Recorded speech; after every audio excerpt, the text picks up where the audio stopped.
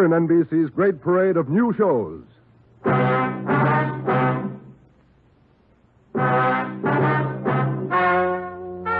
Ladies and gentlemen, the story you are about to hear is true. Only the names have been changed to protect the innocent. NBC brings you Dragnet.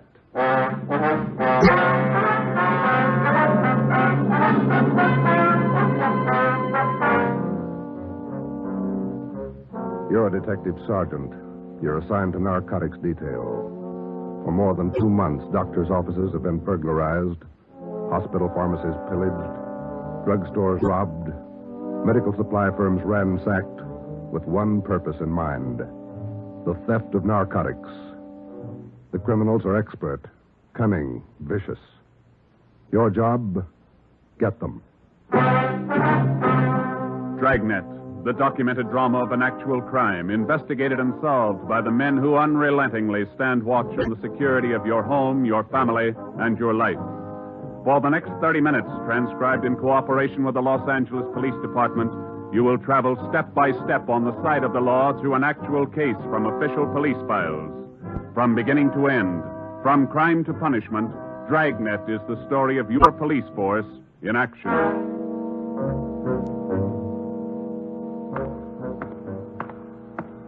It was Thursday, March 23rd. It was windy in Los Angeles. We were working the night watch out of narcotics. My partner's Ben Romero. The boss is Ed Backstrand, chief of detectives. My name's Friday. I was on my way back from the record bureau, and it was 10:35 p.m. when I got to room 24. Narcotics detail. Yeah, okay. Well, we'll be right over. Thank you. Get anything, Joe? Nothing we don't know already. How about you? That was the county hospital on the phone. Doc Welch. Pretty fair lead. I told him we'd be right over. What's he got? One of our informants, Benny Trounsel. Ready? Let's go. What's with Benny? Bad shape. Somebody worked him over. They found him in an alley off of South Main. Yeah? Doc says Trounsel talked before he passed out. Anything good? He claimed he knows who's running the new dope racket in town. Says they got him. No, let's take the stairs here, huh? Why should they bother with small fry like Benny? That's what I'm wondering. Blackmail, maybe. Benny's still on the needle? Maybe that accounts for his story. Doc says his skull is fractured. Morphine doesn't do that to you. Yeah.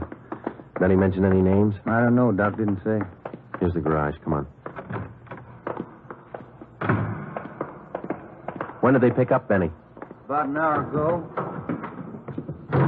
He had a pocket full of bundles on him. Heroin. Trounsel's small fry. He never had that much dope on him in his life. That's what makes it interesting. Let's go.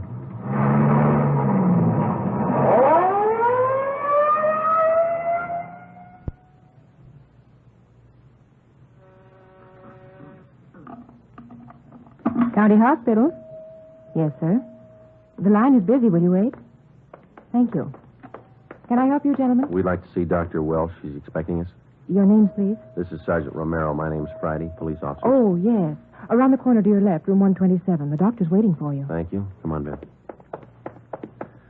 I hope Benny's still talking. We could sure use a lead. Yeah. Here it is. 127. Hiya, Ben. Joe? How are you, Doc? Anything new? Just left Trounsel upstairs. You think we can talk to him now? Won't do much good. He died about 6 minutes ago. For almost 2 years, Benny Trounsel, an addict himself, had been one of the most valuable informants Ben and I had in the narcotic gangs. More than once, he had helped us solve a case, but this time, if Benny Trounsel had any direct leads to the nerve center of the newest narcotic ring, he took them with him. Besides his dying accusation that the ring had gotten to him, he left behind only 2 small scraps of information. First, when he arrived at the county hospital, Dr. Welsh reported that Trounsel repeatedly muttered the name Patterson. Secondly, among the few personal effects found in his pockets was a good amount of heroin and a small piece of white paper with 2 words scrawled on it: Tucker Building. Benny Trounsel's body was taken to the county morgue, and the next morning it was posted. At the coroner's inquest, the cause of death was listed as a brain hemorrhage induced by severe blows by a blunt instrument on the sides and base of the skull, inflicted by a person or persons unknown. Besides Ben and myself, the only identification witness at the inquest was a woman who managed a rooming house in Benedict Alley, where Trounsel used to stay periodically. After the inquest, we questioned her briefly in our office. Miss Strite, you say you can't remember any friends Trounsel had while he stayed at your rooming house? No, I can't. Besides, if I knew that man used dope, I never would have rented him a room. How long did he rent from you, Miss Strite? About 6 months. I run a respectable house. I don't mind if my people drink a little now and then, but those dope users, no, sir. Did you know anything about Trounsel, Miss Strite? Where he spent his time, where he had his meals? Well, don't serve at my place. Too much trouble. Most of the people eat at the Ace lunchroom, down the corner. Where's that, Miss Strite? Grant and South Main, right on the corner. You think Trounsel might have spent some time there? He might have, I don't know. Miss Strite, did Trounsel ever mention anyone by the name of Patterson? No. Patterson? No. And you can't recall any friends he might have had? He had any friends and never set foot in my house. That's all I know. All right, Miss Strite, thank you. Here's a card, ma'am. If you come across any information about Trounsel, we'd appreciate it if you'd call us. All right. That all? That's all, ma'am. Thank you. Well, bye. Goodbye, ma'am. Big help. Yeah, not even a good identification witness. You got those listings we made on the Tucker building? Yeah. Yeah, let's see. Here it is. Okay, let me have it, huh? Tucker building, 7310 South Wilshire. I wonder what Benny Trounsel could have been doing out there. Shouldn't be too hard to check. It's a small building. Yeah. 6 listings for the whole place. A couple of law offices, real estate guy, dentists, architect, and a doctor. One dentist, one doctor. Could be a lead. Maybe. Pretty thin. Friday, Romero. You got a minute? Yes, Skipper. Come on, Joe. Yeah. What do you got, Ed? Letters. Here's a sample. Now listen to this. Chief of Detectives, Ed Backstrand, City Hall, Los Angeles. In view of mounting wave of narcotic robberies, strongly recommend that your efforts to curb this lawlessness be redoubled. They all like that? All of them. They're mad. Can you blame them? Not a bit. We haven't got much to go on, Chief. The gang's pretty smart. All right, then let's be smarter. There's no law against it. Doing our best, Skipper. Then make it better. I'm sick of that bunch, and I'm tired of these letters.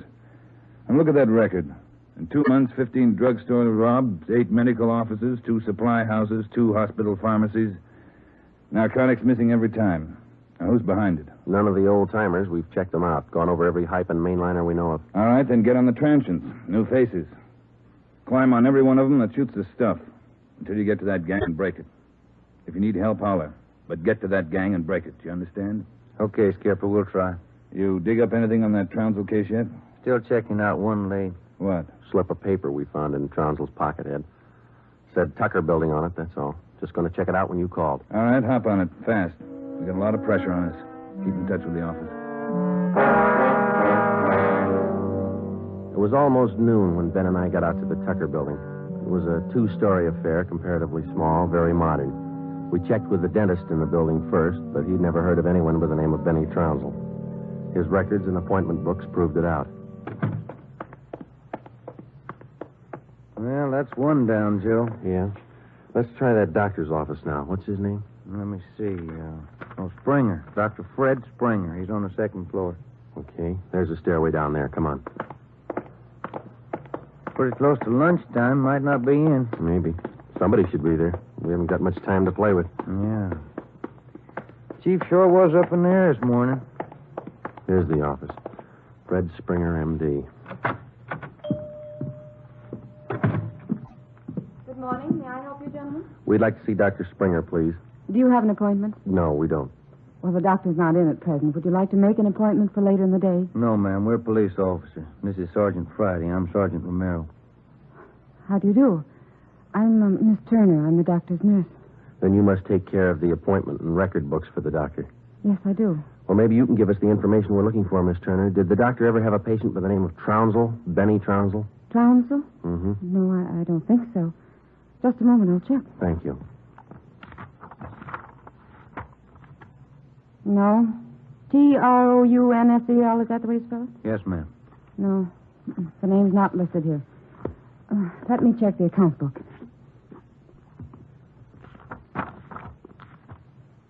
No. Wait. It's funny. What's that, Miss Turner? Here in the back of the book in the doctor's handwriting. Look. Trounsel. The Black Parrot. Certainly funny. I can't remember seeing that notation before. It must be fairly recent. Miss Turner, what kind of a clientele would you say Dr. Springer has? Oh, it's quite exclusive. Beverly Hills, Bel Air. That's where most of the bills are mailed. Can you recall seeing Trounsel in the office here, Miss Turner? Small man, thin, walked with a kind of a limp, not very well dressed. No, I don't think so. Doesn't sound like any of our patients. Would you show us the doctor's prescription lists for the last 2 months? We'd like to check them. Well, I'm afraid I can't. Dr. Springer keeps them in the safe. He's the only one who has the combination. How long you been with Dr. Springer? About 10 months. Ever since he started his practice out here. Where was he before that? Philadelphia. I don't understand all these questions. Is anything the matter? Just a routine check, Miss Turner. When do you expect the doctor back? About 4 this afternoon. He's out making home calls. All right. Here's our card. Would you ask him to call us as soon as he comes in? I'll do that. Thank you, Miss Turner. Bye. Goodbye. Bye. Oh, say, Miss Turner, there's one more question. Yes? Does Dr. Springer have a patient by the name of Patterson? Oh, yes. One of the doctor's first patients, John Patterson. He lives out on East Beverly Drive. When we left Dr. Springer's office, we called R&I. There was no make on John Patterson. Ben and I drove over to see him just on a hunch. It didn't pay off right then, but it showed a little promise. When the maid came to the door of the Swank apartment, she told us Patterson was out for the day. We asked her about Patterson's occupation. She didn't know. We asked her about his friends, his business acquaintances. She could remember only 2 people visiting the apartment. One of them was Dr. Springer, apparently a constant visitor. The other, a tall, dark man who spoke bad English. We asked the maid how long she had worked for Patterson. She said ever since he moved to Los Angeles, about 6 months before. A few things started to fall into place, but it was strictly a guesswork operation. Ben and I got in the car and headed for the south end of the city to check out some of the places Benny Trounsel was supposed to have frequented. We met a stone wall. From the Ace lunchroom near Benny's former rooming house to the Black Parrot. No one was willing to talk. Threats didn't work, and neither did promises. Ben and I gave up for the moment and headed back to the office. Pacific Ambulance 1, call to Alhambra is now code 3. Seems like Skid Row doesn't want any part of this one. Yeah, there's a bad feeling. Something's got him scared. Sure would like to know what it is, or who it is. Yeah, I'd like Control to know the 1 answer to to Unit that, too. 80K. Control 1 to Unit 80K. Us, Joe. Get it, will you? I got it. 80K to Control 1. 80K to Control 1. Go ahead. 80K. Call station 2511, code 3. 80K to Control 1. Roger. KMA 367. Wonder what that's all about. Now, let's find out. There's a drugstore. They ought to have a phone. Pull over, huh? You got a nickel? Oh, yeah, sure. Thanks. I'll be back in a minute.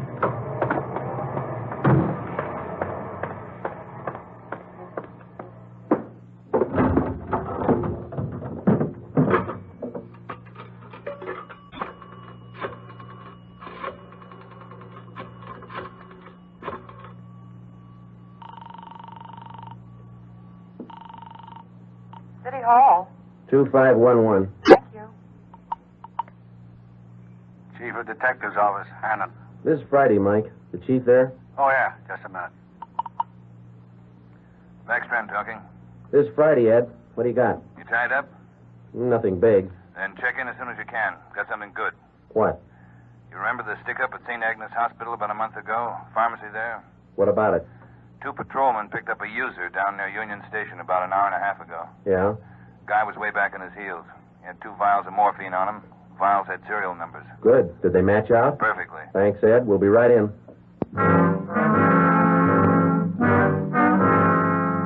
When Ben and I got back to the office at 3:52 p.m., we picked up Chief Ed Backstrand and went directly to the crime lab, where Lieutenant Lee Jones analyzed the contents of the 2 vials taken from the suspect. Jones told us it was high-grade morphine. We went back to the office and double-checked the serial numbers on the vials with the crime report on the St. Agnes Hospital robbery. They matched. And there's a good break. These vials were in the loot when the gang knocked over the hospital 28 days ago. Now stay on the trail and we'll crack that gang wide open. This the arrest report on the guy, Ed? Yeah. Picked him up in a bar off South Main. Who is the guy? Trained you? Yeah, here it is, Ben. James Steiner, Phoenix, Arizona, age 37, transient laborer. Anybody talk this guy yet, Ed? Not yet. He shouldn't be too hard. You better get on it. Right, Skipper. Come on, Joe. Check you later, Ed. What time you got, Ben? Let me see. 25 past 4. A phone call for you, Ben. Yeah, who was it? Your wife. Want you to pick up some aspirin and a bottle of nose drops for your kid on your way home. Oh, yeah, almost forgot.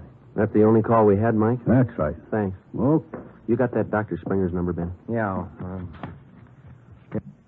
Here it is. Crestview 55284. Thanks. Nurse said he'd call us around 4, didn't he? Yeah.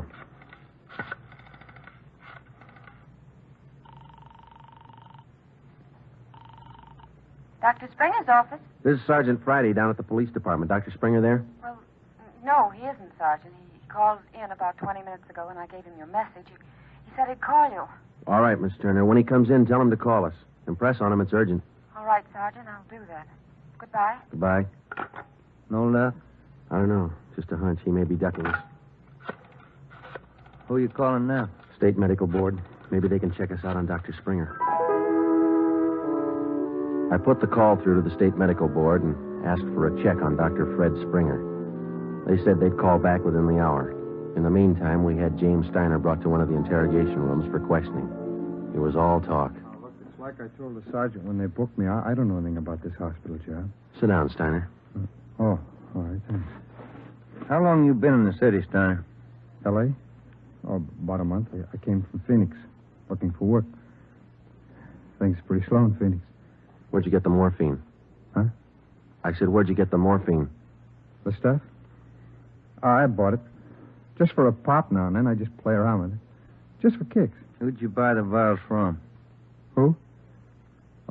I don't know. Got in a bar. Gave me a price. Which bar was that? Which bar? The Black Parrot. I'm not hooked. I just play around with it just for kicks.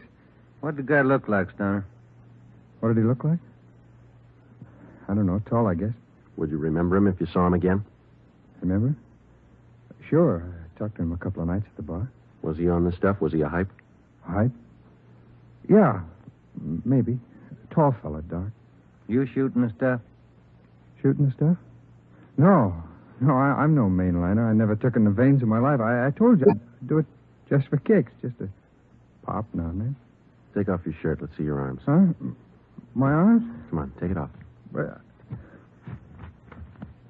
Who are you kidding, Steiner? Your arm looks like a pincushion. I told you, just once in a while, just for the kicks. I'm not hooked on it. They found 2 vials of stolen morphine on you, Steiner. You can go 2 ways, hard or easy. Hard or easy? I told you I ain't done nothing. I bought this stuff. I use a cap or a bindle once in a while for kicks, but I'm not hooked. I bought the stuff, I tell you. Who was he, Steiner? Who sold it to you? Who? I told you I met him in a bar, the Black Parrot. Who was he? He was tall. Dark, he gave me a good price. Come on, let's have it, Steiner. His name. I'm feeling sick. You got something for me? I'm sick. All right. Mike. Yeah, Joe. Get some milk. A couple of quarts right away. Okay. You ready to tell us, Steiner? Who was it? I'm sick. I'm sick. We're getting some milk for you now. Come on, you better talk. Max. That's all he said. Name was Max. He gave me a good price. I only take a pop now and then just for kicks. You think you could point him out for us? Yeah. Maybe. I'm sick. Sick. Narcotics, Romero. Hello. This is Dr. Springer calling. You wanted to talk to me. Yes, we did, Doctor, and we've got a few questions we'd like to ask you. Oh, hold on just a minute, will you? It's Dr. Springer, Joe. All right, tell him we got to see him tonight. We'll call him back later.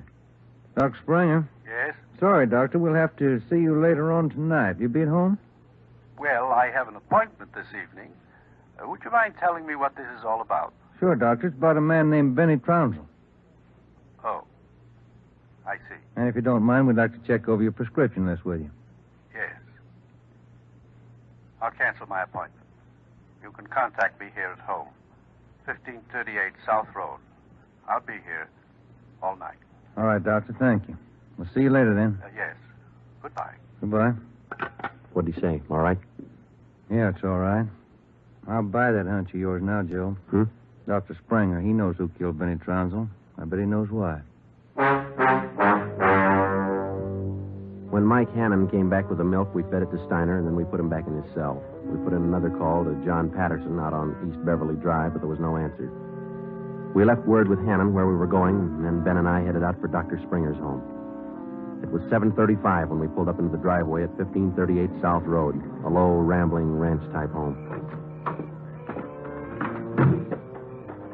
We got out of the car and made our way down the path to the front door. A gray Persian cat followed us. The door was half open. We knocked, but there was no answer. Through the window, we could see the living room was dimly lighted. We went in. We found Dr. Springer sitting in a large carved mahogany chair in the dining room. The room was hung with draperies. He was slumped forward, face down on the dining table. There was a bullet hole in his right temple. On the floor near his right hand was a .32 automatic pistol. In the center of the dining table was a piece of white paper. Looks like you beat us. Yeah. Any names on that confession? One says he killed Trounsel. No, wait a minute. It says, John Patterson. He forced me to this. What? I don't know. What's it look like to you? Here's another one. Norberg. That's all it says. And then he signed his name, Dr. Fred Springer. Ben, come over here. Look at these. Hypodermic needle. It works. Is this morphine? White powder. Could be. Then he was on it himself. Looks like it. We'll find out when they post him. I'll get it. Yeah. Sergeant Friday there, please. This is Joe, Mike. What do you got? Can you talk all right there? Yeah, go ahead. Just got a kickback on your call to the state medical board on this Dr. Fred Springer. Mm-hmm. He's not a registered physician in the state of California. Besides that, his license was revoked in Pennsylvania 2 years ago. Illegal operations. That explains it. Notify homicide. Get the crime lab in the corner out here, will you? Looks like Springer shot himself. Okay, Joe, right away. We'll wait for him, but hurry him up, Mike. We got a couple more places to check out tonight. Okay, Joe, see you later. Right. What's next? Patterson place? I don't know. Maybe we ought to try Steiner first. Sounds good to me. Feels like we're getting close. Yeah, Ben. Real close. 12 minutes later, homicide and the crime lab men checked in at the Springer house, and Ben and I checked out. We went back to the office and found Ed Backstrand waiting for us. We told him our story, and he sent 2 men out to keep an eye on the Patterson place. 2 other men went to work to try and track down the other name in Springer's confession note, Norberg. Ben and I went up to the county jail and picked up Steiner. The 3 of us started out to look for the man who sold Steiner the 2 vials of morphine stolen from the hospital pharmacy a month before. The man's name was Max. He was tall and dark. That was all we knew. The rest of it was up to Steiner. 2 other men from the detail, Davis and Emerson, came along with us to take care of Steiner if anything went wrong. Our first stop was the Black Parrot Tavern. Davis parked the car in an alley down the street. Steiner, Ben, and I got out and walked the rest of the way. You understand what you're supposed to do, Steiner? Me? Yeah. I go in first and sit at the bar. You 2 will follow me. I sit at the bar, and if I see Max, I give you the sign. That's okay, huh? That's right. And you don't try to break for it. Break for it? Me? I told you, I'm squaring with you guys. All right, Steiner. Go ahead. Let's hope it works, Joe. Yeah. There he goes inside. Come on. Now, look, try to grab one of the booths along the wall if you can, huh? Right. Here we are.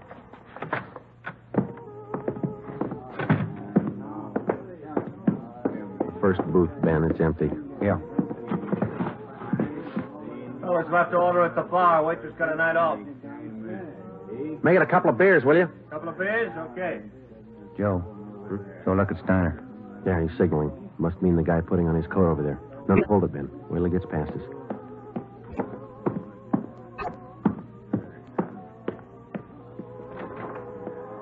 All right, get Steiner back to the car. I'll tail the guy. You come after me.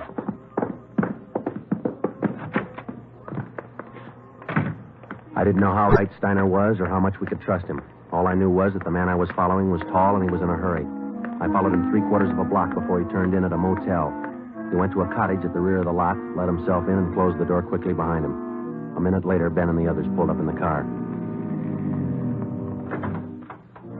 Got him staked first, Joe. Steiner says that was Max. Let's make sure. Come on. Which one's he in? The one down at the end here. Now be careful. You too. All right, here we are. Wait a minute right there.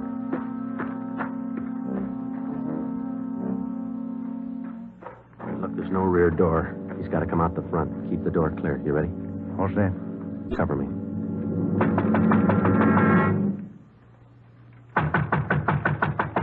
Open up in there. Who is it? Police officers, open up. Just a minute. All right, Ben, give it back to him. Stop! Don't shoot! We'll come out! All right, throw your guns out first, then come out with your hands behind your head and make it fast. Watch it, Ben. He's making a break. All right, mister. That's far enough. Get out of my way. Get out of Get him, Ben. That's good, Ben. You all right? He didn't mean it, Copper. He didn't mean it. He didn't know what he was doing. Well, that must be a good excuse, lady. A lot of people use it. Come on, Ben. Let's take him in.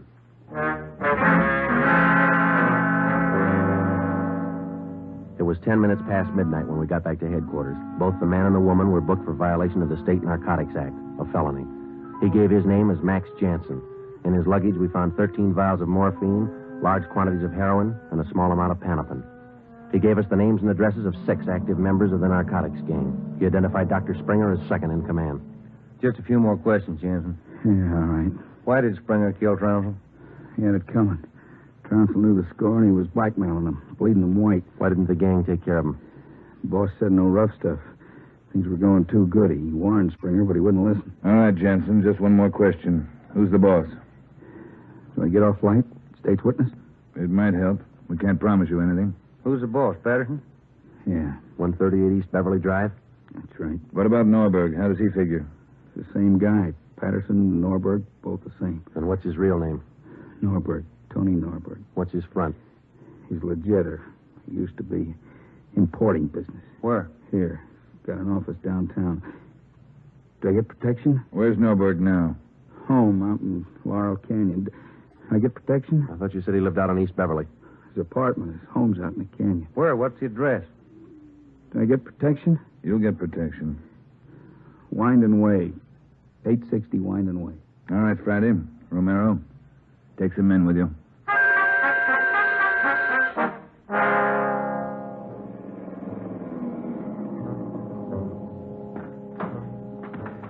All right, Davis, cover the back of the house. Levine, you cover the front. Come on, Ben.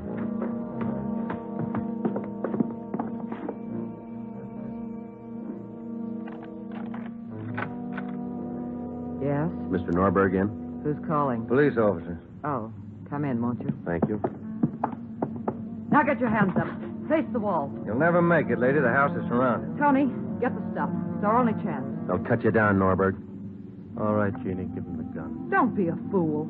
They're going to march out the door in front of us, right to the car. I'm not going, Jeannie. Try it if you want. I'm not going. All right, Tony, stay. Come on, coppers. You'll never make it, lady. I said move. Fast. All right, Ben, hit the dirt. She's going for the car.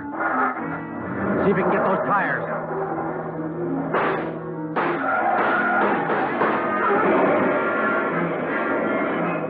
Come on.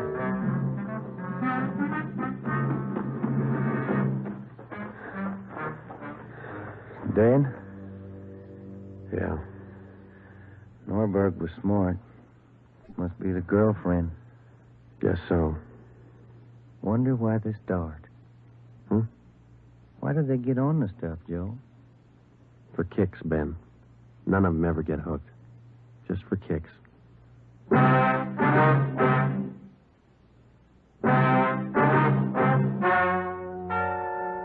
story you have just heard is true.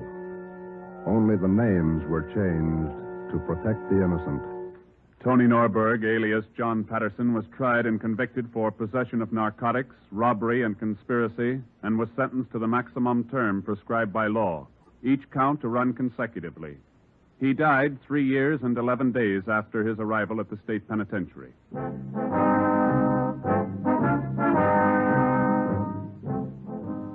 You have just heard the 9th in a new series of authentic cases transcribed from official files. Technical advice for Dragnet is furnished by the Los Angeles Police Department. Tonight's program is dedicated to Chief Erskine Fish of the North Sacramento Police Department, who on the night of August 11th, 1935, gave his life so that yours might be more secure.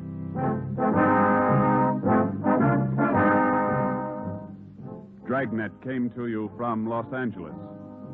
This is NBC, the national broadcasting company.